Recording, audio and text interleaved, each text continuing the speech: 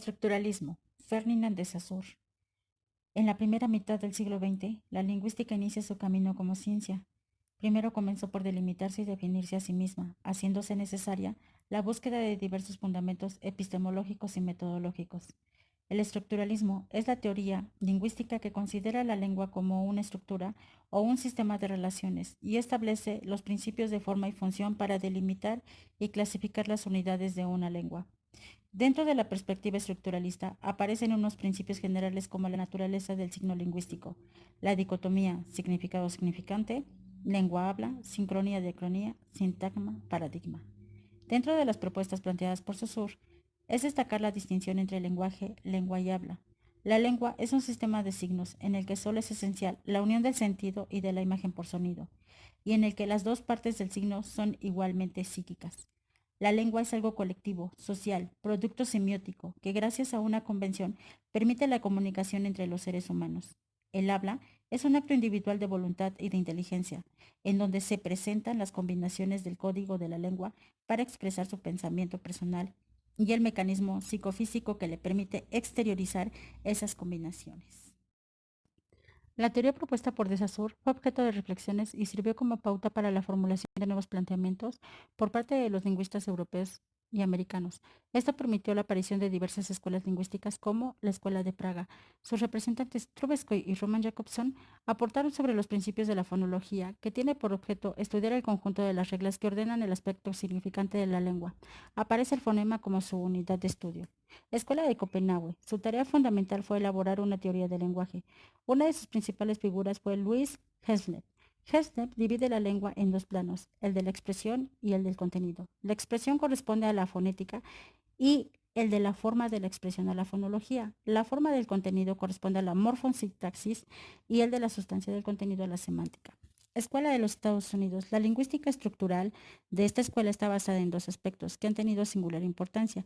El primero, la necesidad de estudiar y clasificar el gran número de las lenguas indígenas carentes de tradición escrita, y el segundo, el concebir la lengua como una forma de conducta. Sus representantes, Franz Boas, Leonard Análisis del Bonfil discurso. y Edward Es una Sapir. disciplina metodológica transversal de la semántica lingüística que estudia sistemáticamente el discurso escrito y hablado como una forma del uso de la lengua, como hecho de comunicación y de interacción en sus contextos cognitivos, sociales, políticos, históricos y culturales.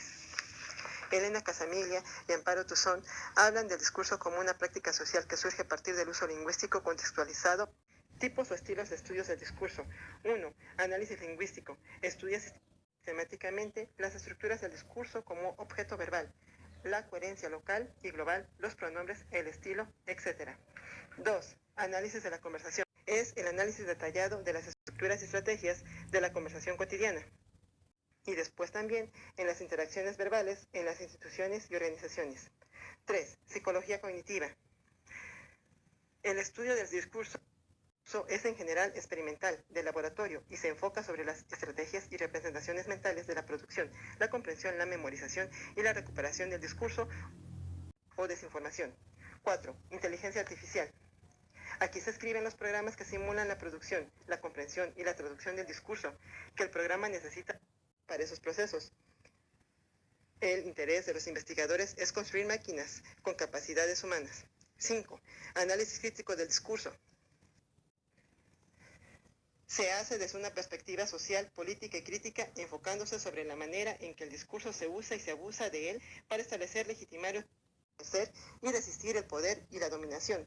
Se interesa sobre todo por el análisis del racismo, sexismo, clasicismo y la pobreza, y se relaciona con movimientos sociales como el feminismo, el pacifismo, el ecologismo y la antiglobalización. Teoría de los actos del habla.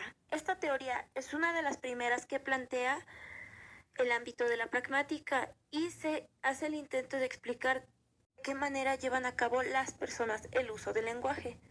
Su creación se debe a John Langshaw Austin en su obra cumbre Cómo hacer cosas con palabras del año 1962.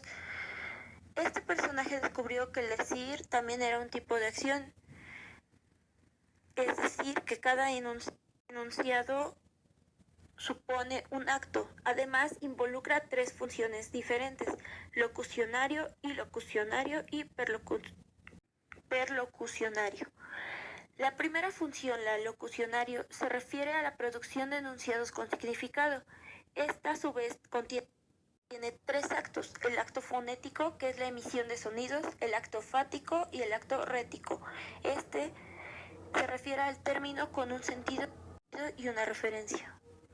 Un acto ilocucionario implica decir algo que conlleva cierta fuerza o responsabilidad, por ejemplo, el hacer una promesa o emitir una orden. Por último, la función perlocucionario busca producir ciertos efectos en los sentimientos, pensamientos o actos del receptor del mensaje. Estos efectos se presentan también en las dos primeras funciones. Las prácticas sociales del lenguaje son pautas o modos de interacción que enmarcan la producción e interpretación de los textos orales y escritos. Comprenden los diferentes modos de leer, interpretar, estudiar y compartir los textos, de aproximarse a su escritura y de participar en los intercambios orales y analizarlos. Es dentro de la esfera de su acción que los individuos aprenden a hablar e interactuar con los otros, a interpretar y producir textos, a reflexionar sobre ellos e identificar problemas y solucionarlos, a transformarlos y crear nuevos géneros, formatos gráficos y soportes. En pocas palabras, a interactuar con los textos y con otros individuos a propósito de ellos. En consecuencia, las prácticas sociales del lenguaje constituyen el eje central en la definición de los contenidos del programa, pues permiten preservar las funciones y el valor que el lenguaje oral y escrito tienen fuera de la escuela.